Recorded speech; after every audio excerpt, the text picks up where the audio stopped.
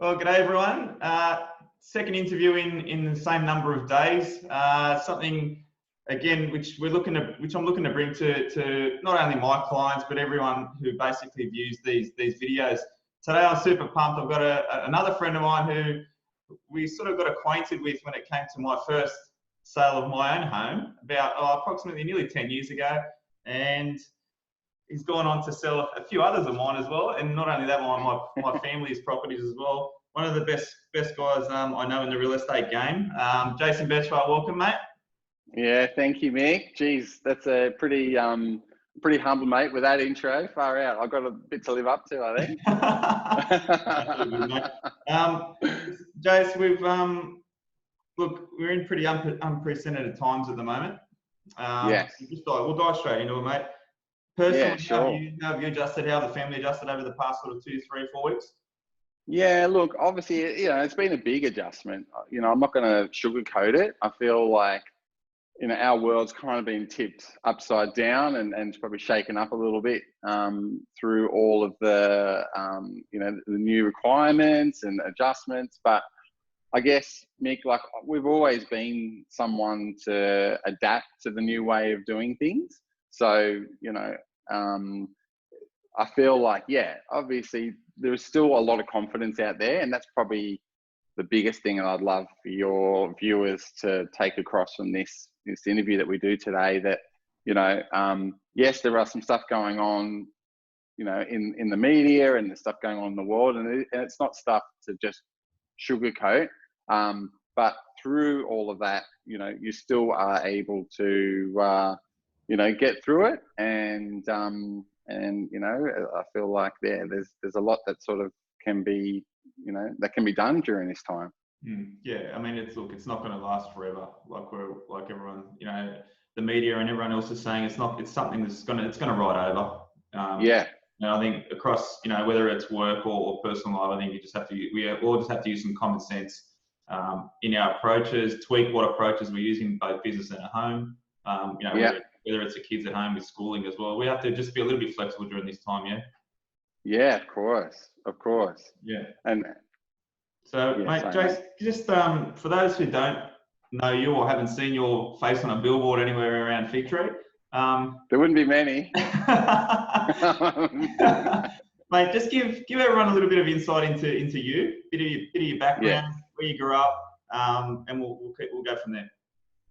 Yeah, well, I'm actually I grew up in Sydney as a young kid, and my parents, we moved around a lot, and they just, obviously they had a business in Sydney, and sort of every couple of years we would sort of move from house to house. So I think right from a young age, like I was always surrounded by, driving in real estate agents' cars, and it was, I guess, probably destined. But I don't know.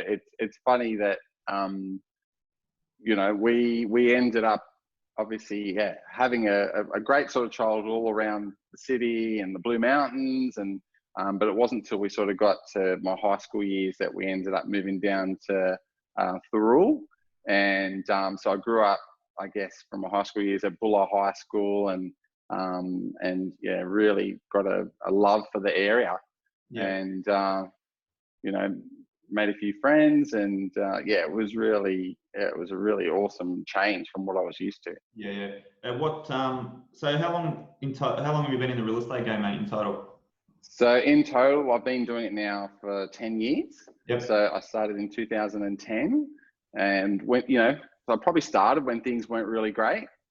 I remember there was a lot of times where I would get a new listing and I'll be pumped, really, really excited to meet all of these people, and I'd have one person turn up.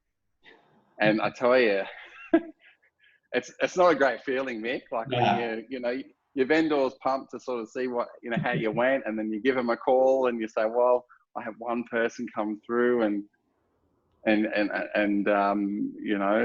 really makes you sort of work your relationships. I think that's probably the biggest thing that I learned right early on, that how can I serve this one buyer to see if this house if I can try and sell this, this house to one person. Mm. And I feel like this market we're going into now, or that we're in, is probably taking me back to my roots, if that makes sense. So, do you think as an agent now, given this current circumstance, that you've had to increase or enhance your communication to both buyers? Yeah, definitely. I feel like, just, doubling up our communication with our buyers is crucial at this point, and also our sellers, because, sellers are nervous. Their anxiety levels are, some of them can be a little bit heightened through all of this. So I guess it's just reassuring our sellers, but also reassuring our buyers to say too that, you've got some awesome opportunities here where you can really find that perfect home. Do you think now in the current situation, I mean, when the market's going well and everyone's in a good financial position and there's a lot of stability, do you think right now you're actually getting qualified buyers without essentially qualifying them, because they're only really serious about looking if they're able to purchase now? Yeah, that's right. Yeah, so that's exactly right. So buyers that we're dealing with now, they are usually qualified. They've got their finances ready to go. Yeah. There's not anyone that's just, that has an interest in real estate or is looking that are talking to us. They've gone. Yeah. So definitely, mate. The reality is, the people that we are dealing with is a much smaller group. Yeah. But they are, we're putting deals together. So through all of this, that's something that, I'm really grateful for, that we are still able to match people up and, I guess, give them a really good service. So our buyers are now becoming, we're ringing them, once, maybe twice every day to sort of see what else we can find them, what they thought about it. If it doesn't have a pool, talk to them about, well, maybe if this house matches everything you're looking for. I know it doesn't have a pool, but maybe let's talk to the owners and see if we can talk to them about, getting some quotes for you, so that once you've got the keys, you're already sort of halfway along the track. So it's just being a bit more creative and probably, using our problem solving. In a sense, yeah. Yeah. I mean, I think the biggest thing, and look, I've looked at your website this morning. I think a massive part of not only having your own business, but in the line of work that we're all in, we're in the services business, right? So I think it's humans, it's dealing with people. Yes. And I think when you empathise with people, when you have a level of calmness, in a situation, especially in this day and age now, I think if people come to you as a professional and want the reassurance, knowing that you're going to do the best work for them, if you're running around with a chook with no head, then I think they're going to become agitated. They're going to become anxious as well. So I think it's really important with the human interaction between the professional and the client, so to speak, that there is that level of calmness and professionalism from our end as professionals too, right? Yeah, that's so true. That is so true. And it's amazing how powerful that is. Yeah. It's just reassurance, isn't it? Yeah, that's right. Mate, in this right now, from a seller's point of view, you touched on, obviously, it doesn't matter what time of when you're looking at selling a house, right? You're always going to have the anxious feeling of, how many people are going to rock up to my open, how many inquiries are we going to have, is my agent on the job every single day? What sort of things, especially now, are sellers, I suppose, worried about more than what they normally would be? Yeah, well, I think they're worried probably more about their price. Their price is absolutely the number one thing. Number two would be time frame. How long is this going to take? 3 weeks ago, Mick, like houses, your average house would probably be sold within 2 to 3 weeks. Yeah. Now I'm telling everybody, hang in there. It could be 2 to 3 months. Sounds all right? Like the banks right now. Hey? It sounds a bit like the banks right now. Yeah, that's right. Well, mate, and they are, and to be honest, they are. Like the banks have extended their turnaround times. I mean, before it used to be 5 5 business days in a cooling off period. Now the minimum is 10, and some of them are even extending that out to, maybe not like 15.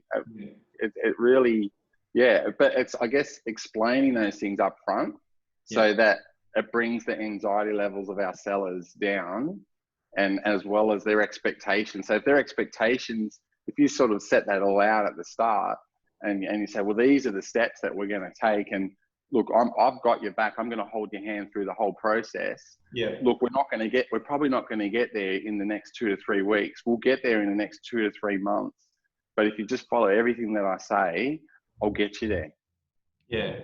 I think I suppose this is where the general stereotype of salesman came in, is because there were promises made from initial meetings to how things panned out. So I think total transparency. I have the same thing with the home loans. So I know for a fact that in a normal situation, in a normal environment, between 2 to 4 weeks, everything can be sorted out in respect of application to basically being ready for settlement, right?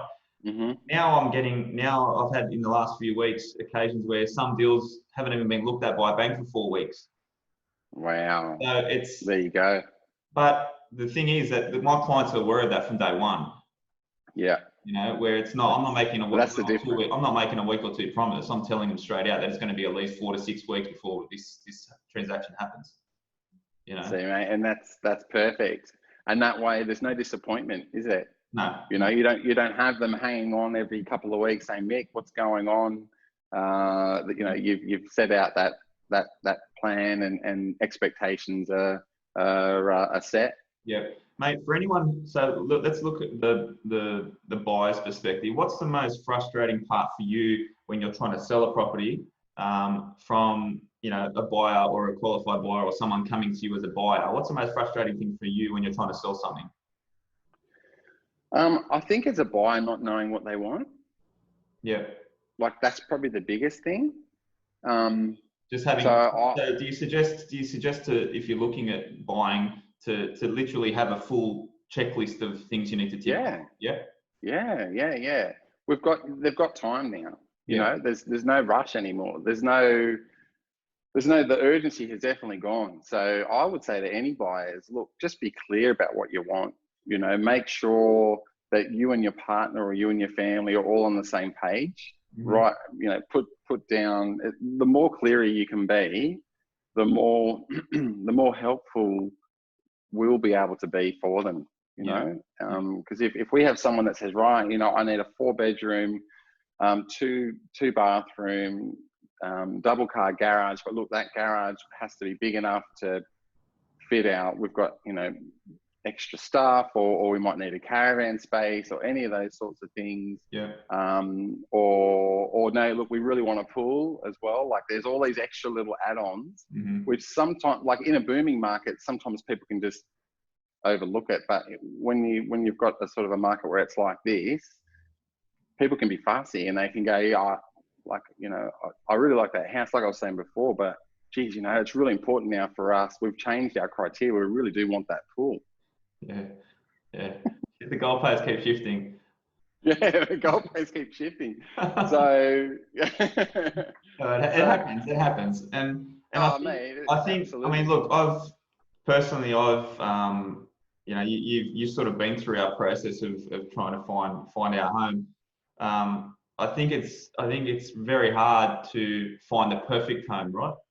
It's you might always want to get the perfect home, but I think unless you build it yourself, and probably even if you build it yourself, it's still not going to be perfect when you I think we're like our nature as humans, there's always something that we would like a little bit different, or a little bit bigger or better, or so I don't think we'll ever be completely sort of at that point where it's like, this is it. And that's okay. That's completely okay. I mean, it's a personal choice, and it's probably buying a house is the biggest investment people are making in their lifetime. Of course, and it's not something you should rush into. No. But I think just having that clear, like a checklist. I love checklists. Checklists are excellent. You're on the right track with a checklist, and then if you've got a checklist, you've got your approvals in place. You're set. Just run me through, and for people who watch this, just run me through in this current day and age right now, sort of a process in respect of buying, and what, with the virtual things that are happening now, based on the isolation measures put in place. Just give everyone a quick snapshot on the buying process right now. Yeah, well, I mean, first thing is just make sure that you have. Well, for us, if we're qualifying a buyer, we want to make sure, obviously, A, they haven't been traveling overseas. We laugh about it, but it's a serious thing, yeah. It is a serious thing, yeah, absolutely. So, the things that we are asking buyers, I guess, is that make sure that they haven't been traveling overseas, make sure they haven't been around anyone with sort of the virus. So they're obviously the obvious things. Then the second thing would be, like, have you got your pre-approvals in place?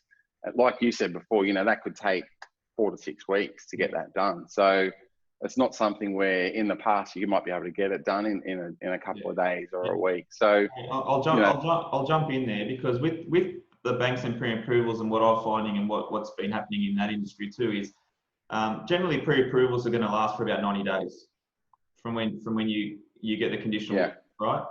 And what happened now, because of the corona situation, you might have had a pre-approval that was done in early Feb, where corona wasn't in existence, all right? Yeah.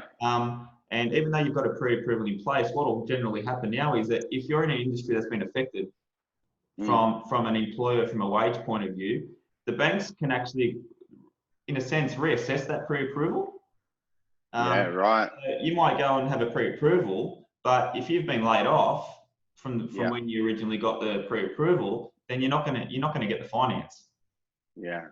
So it's probably one thing to keep in mind for those people who have been let off, or in an industry that's been severely affected, and their wages have been severely affected at the same time. So that's probably something. That's a really good point. Something that comes up when you mention pre-approval. That's a really good point, Mick. Absolutely. So that's another one. There you go. Just add that to the checklist.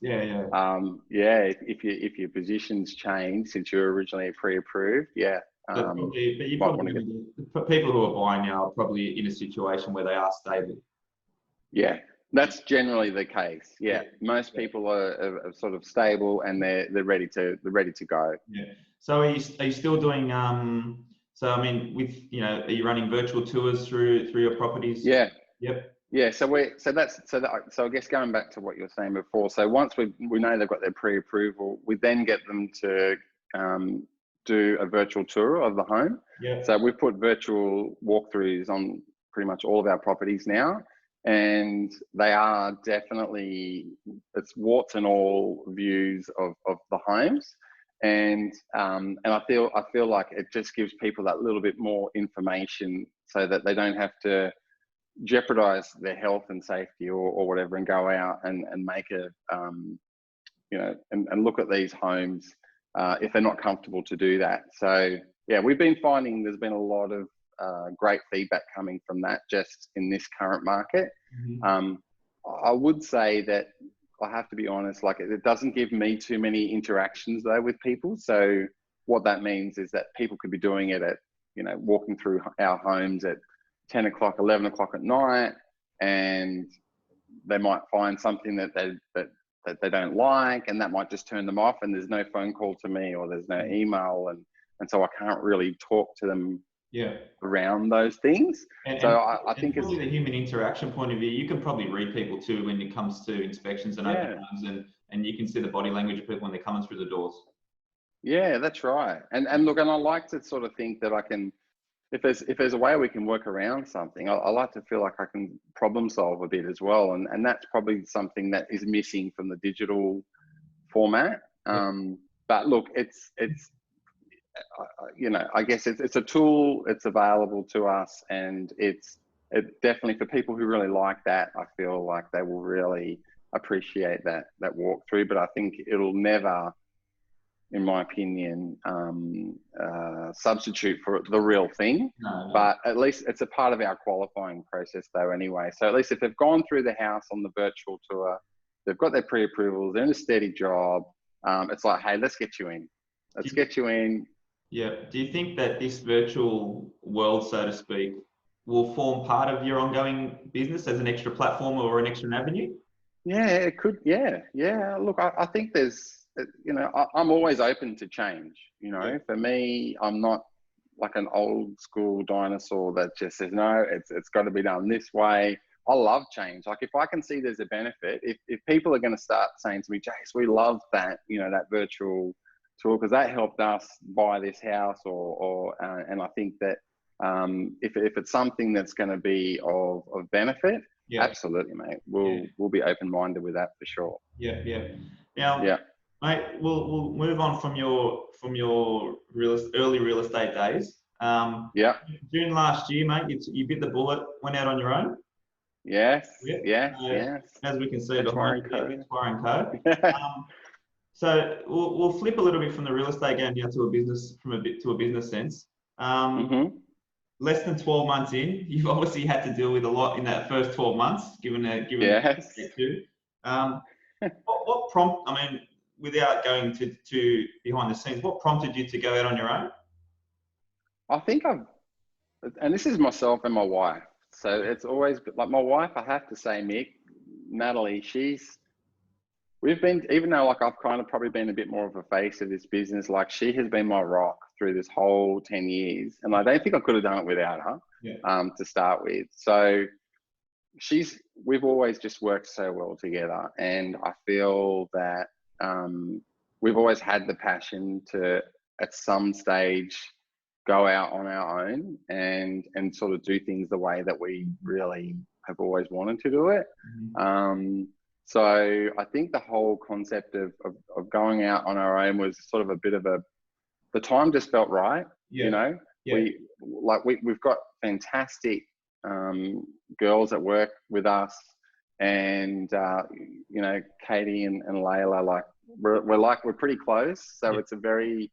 it feels like it's like they're part of our family, Yeah. and And they share the same. the girls were part of your team previously too? Yeah, they were. Yeah. Yeah. So Katie's been with us for I think about 3 years, and Layla's been now with us for about a year and a half. Yeah. And so like it was just we couldn't have done it beforehand because I don't feel like we had like the right type of fit, but it made sense to do it when we did. And although the market wasn't that great when we decided to do it either, we just thought, let's just do it and back ourselves. I think though, I mean, you talk about, the market being great or not great. I still think that there's never a right time. And I think you can really overanalyze situations in respect of the perfect time to be ready or not be ready. And I think if you've got a good product and you back yourself and you've got you're good at what you do, I think it doesn't matter what the timing is, you're going to thrive in whatever market you're in. Yeah, that's it, mate. And I think for us, it's like knowing what your consumer wants and being able to give a service to that consumer at 120%. And that's something that we've always done. So I feel like if you have that confidence and you have that knowledge and expertise, like you say, the timing, who cares? Yeah. You might not start off fantastic, but eventually you will push through it. What have been, so from a business sense, what have been some of the challenges that you face, probably even just before opening up to the first sort of 6 months or so? Yeah, well, I think like the challenge for us was probably more. It wasn't about the people, because the people we already had that. Like the people that like our sellers and our buyers and stuff, like that was like just a migration across. So that was like there wasn't really any challenges there. I kind of already had that in place. I feel like our biggest challenges were probably just like the design, like coming up with like logos and artwork and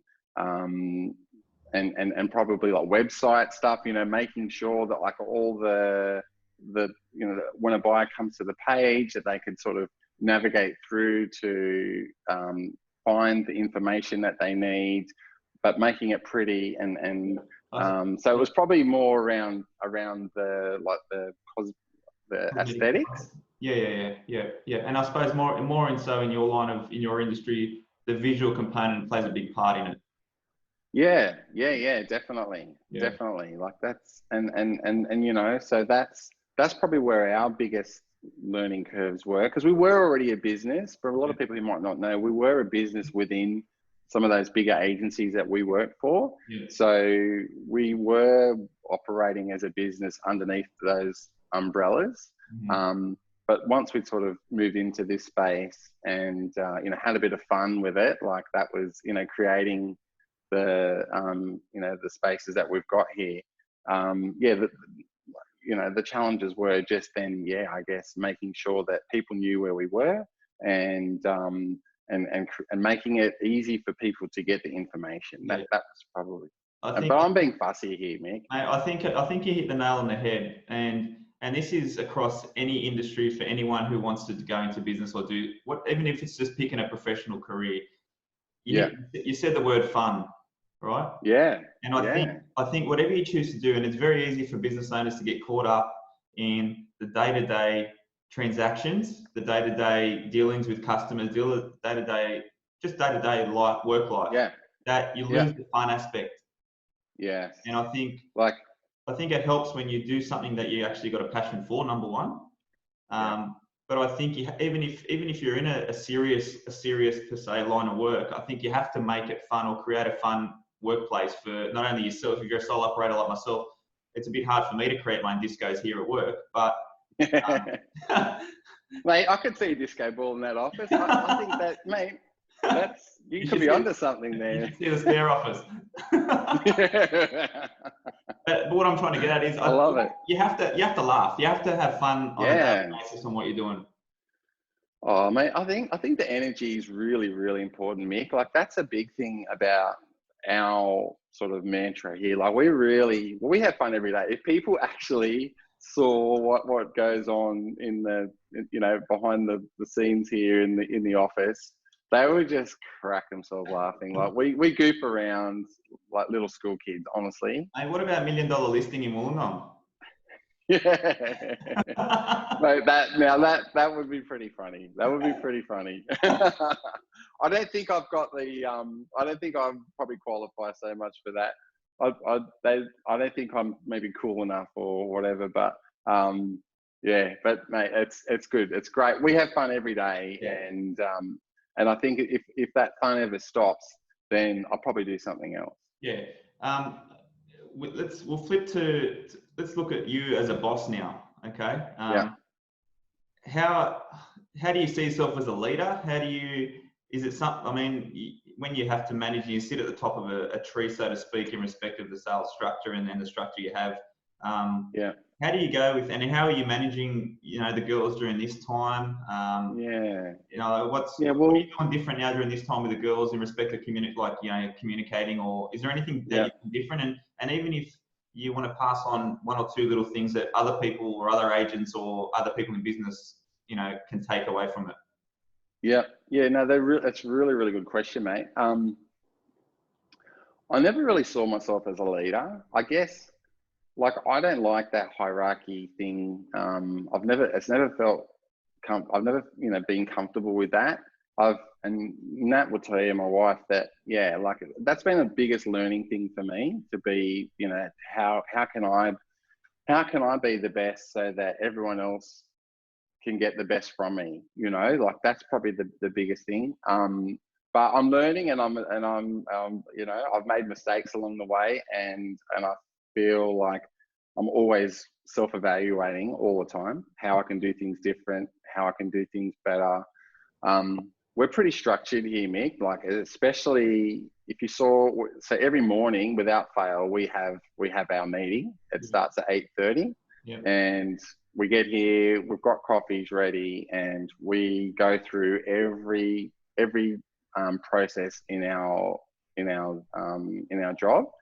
We go through all the listings. I've got a massive big spreadsheet, and it's up on our board, and we go through each listing, where it's up to, any offers that are made, you know, what's been accepted, what's under a cooling off period, what's settled, what's what needs what needs a photo shoot. So I guess what we did, breaking it in a nutshell, is I broke down the business into all of these little compartments and put them up on a board. Yep. So got them out of my head. We put them up on a board, and you literally just like I said, it's like a checklist. So you run through every listing every day, because there's always new things. Like sometimes there might be there's a new offer on a property, or maybe there's been a new listing that's come on, and we need to talk about the circumstances behind that new listing, if it's vacant, if we need to organise for staging. There's a lot. It's pretty complex, and so we every day will all sit around the table, go through that checklist, and make sure that we all know what we're doing. We've all got our roles, I suppose, around those things. And like we said at the start, we're probably communicating a lot more now than what we were before, just to make sure if there's any little tweaks that we can make to make it an easier sale for a buyer that maybe is stuck, or a vendor that's maybe stuck, to try and come up with a solution to sort of keep them moving through. Yeah, that's good. So I would definitely get anyone out there that's in business, because I feel like if you knew where your business was at today, Mick, and I know you do, but for people who, a lot of the stuff, they don't write it down. I know there's a lot of people. The best thing I bought was this whiteboard behind me. 100%. I'm a visual person, and I like to have things mapped, like yourself. I like to have things mapped out. I like to have flow charts, and I like, and I like to see what the picture really is. I mean, you touch on a daily sort of routine within your business, and the routine is something which has probably evolved over your time in the industry and your time, and experiences, and you've probably pulled good aspects from different companies and pulled, your own aspects in. And I think what's important is that there's never a set perfect routine. It's you've got to be flexible with it, and you've got to continually evolve like you evolve yourself when you evolve your business. I think otherwise you just get stuck. Or you freak out because you're like, shit, I don't know where we're up to. Like, have we got enough money coming in? I don't know if I'm going to be able to pay everyone. Like, I feel like the more you can have clarity on your business, the more successful you'll be, and the more you can take on as well. Now I'm gonna dive into the accounting aspect, right? So a lot of people, you're fantastic at selling homes. A plumber's fantastic at putting new pipes in. One aspect that I find with small business owners is they choose to neglect or choose not to want to know the books, choose not to want to know the figures, and they don't want to know about the GST. They don't want to know about, and they push it aside. I can imagine you're pretty on top of this. How important is knowing the real bottom line and the real day-to-day finances of your operation? It's crucial. It's crucial. We check on that every day. So once again, we've got all of that on spreadsheets. Our accountants that we've been using for 10 years as well. Like they're really keeping us on track of where things are up to, and giving us advice if we need to change anything or adapt to anything different. But I think as a business owner, that they're absolutely crucial. You need to know what's coming in. You need to know, you got to be real with yourself, Mick, because I guess if you don't know these things, you can end up in all sorts of trouble. We're seeing it now. We're seeing it now because the human nature is that when things are going really well, money's flying in the door. Money can get spent as quick as it comes in. Absolutely. Now you're seeing now that the guys who are a bit more savvy financially, or not even savvy, just a little bit more conscious of having a bit of a nest egg or having a little bit of a buffer as the times are good. So I think this is this whole epidemic right now is a good opportunity for everyone really to review top to bottom what they're doing personally and business-wise. That's a really, really good idea. I think, yeah, for anyone that might not be so up to date with what's really going on with their business, yeah, to take that extra time, and you might not like what you see, but at least if you've got the chance to do something about it now, you know, rather than when it's too late. Yeah. I feel like that's super important, mate. So yeah, I think that's a great idea. You touched on before working with Nat. There's a lot of small business owners who work with spouses, work with family members. Yeah. Obviously, a massive part of running your own business is the support network you've got around you. Yeah, just give give myself, but give other people an insight into the elements that's required to. I mean, look, don't get me wrong. I'm sure you and Nat have arguments and have disagreements about the business related stuff too, because that's just normal. You have to. Of course. Yeah. But what I'm trying to get at, I suppose, here is how can people in your situation or in anyone else's situation who work with family members, how can you separate work from home? To be honest, I don't know if you can. Yep. I don't know if you can. Like, I mean, but it doesn't need to be. It doesn't need to be that all the other stuff stops. I guess I don't know how to explain that. So Nat and I, we will talk about business obviously at work, and then it's just natural that business does come home as well. But we don't make that be like the be all and end all of sort of the whole home and family experience. Like we can still talk about business, but still be going out to the movies or going for a walk or taking the family on a picnic or go for a drive or, you know, do all those fun things as well. Yeah. It doesn't, I feel like, you know, I don't know if you can, we can't naturally just sort of shut off and then just go, you know what, leave work at work, just in the nature of our work, I suppose. You know, it's probably a little bit harder than maybe. I think it doesn't matter what line of work, if you run your own business, it's very hard to just say, I'm going to flick a switch when I walk out of the door. Yeah. I think what happens as well is that you can stay constantly running in your brain when you don't necessarily have things down on paper, or whether you don't necessarily have a snapshot of, you know, it might be even tomorrow's schedule. You know, or even things going on. I think our heads are always running because, you know, we have a lot going on, but we're trying to process it all internally without actually having it down. You know, you go back to the checklist, and this is probably just a technique from the business owner's point of view, even a professional. About I've my wife Vicky's so, for years she's been writing lists every night what she's going to do tomorrow. And then I look at her and I go, oh my God, here we go. We've got another list coming up. But it's only in the last sort of, I know this might sound silly, but probably since the turn of the new year that I've actually started to do that myself. And I found that it just really clears my head, and just and I do that. I try to do that the night before, so before the fight, and it sort of switches me off from that aspect, and I don't have to think about it until tomorrow. Yes, mate, it sets you free, doesn't it? Yeah, it does. It means sorry, mate. No, you keep going. No, that's all good. What I was trying to get at there is, I think from a business owner perspective, top to bottom, I think even though you might not like, let's talk about the bookkeeping side or the accounting side of it, I think you can't neglect things in business, because it's your business. It's your business, and if you're not going to fix it, or if you're not going to be open to looking at it, then no one is, and it's just going to just cause future problems. That's sort of what that's right.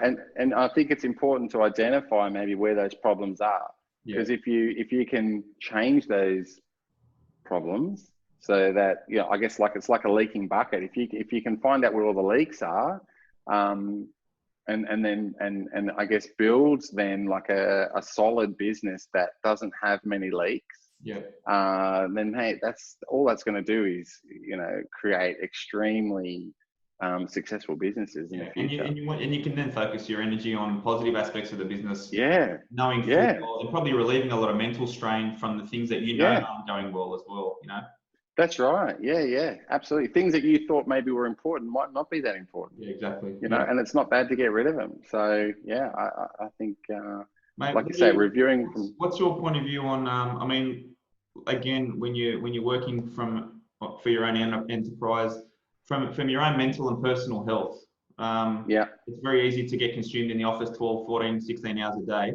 What do you do for your release? What do you do for your mental health, so to speak? Yeah, well, look, I like to go for a run, a run in the morning. So I'll usually get up, 6 o'clock, go for a run. It just clears everything. I guess it helps me sort of set up for the day. Well, I'm a bit like you, so I know the day before what I've got lined up for the next day. And it just helps me run through. I prioritize in my head of sort of what I'm going to try and sort out, and then work my way down. And it's just, and it's just nice to get out and sort of I love that time of the day, watching the sun come up, it's just beautiful. And it's something really calm about that time of the day as well. That gives me the energy that then sort of carries them through the day. So I feel like I've done something good for my body. I've sort of cleared my head, and then I can come into work and I'm already I've already had that meeting with myself to start the day on, ready to go. Yeah, mate, we'll wrap it up. I always like to ask a final question.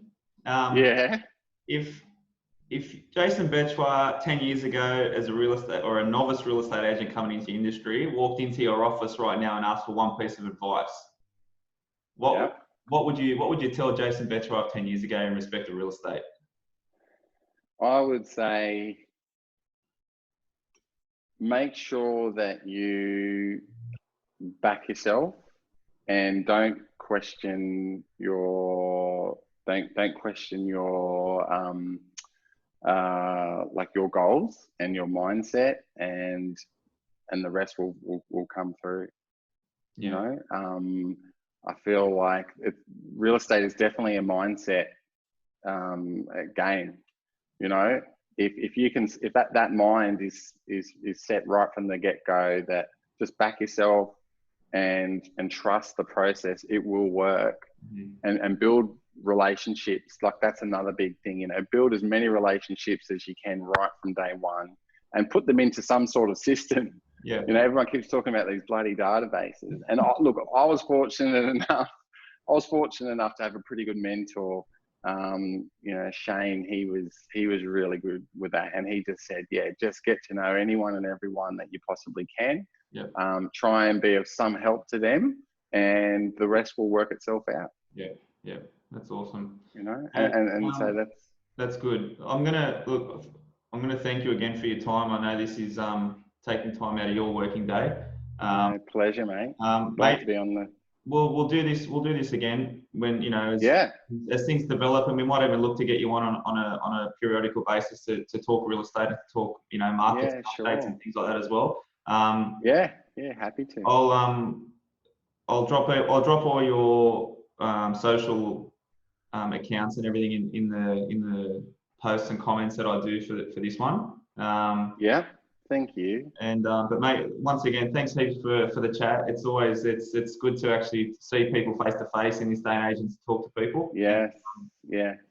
Mate, much respect for what you're doing in the game, and just so you know just so people know what area you. I mean, I know agents like to sell everywhere, but where you put placed. Well, look, I guess because like Fig Tree has probably been one of our closer to our heart type of suburbs. Just because we lived there for a long time, and our son Bowie went to Lindsay Park, so we've got a bit of a soft spot for Fig Tree, and that sort of evolved over the last 10 years. But like really, I guess anywhere around the Wollongong sort of area, so Mangaten, West Wollongong, Mount Kira, Mount Kembla, Cordo Heights, all of those sorts of areas we probably specialise a little bit more in.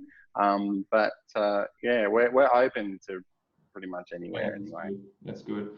All right, guys. So when you watch this later on, if you're looking at buying, selling, or you need any property advice, call this dude, call this man.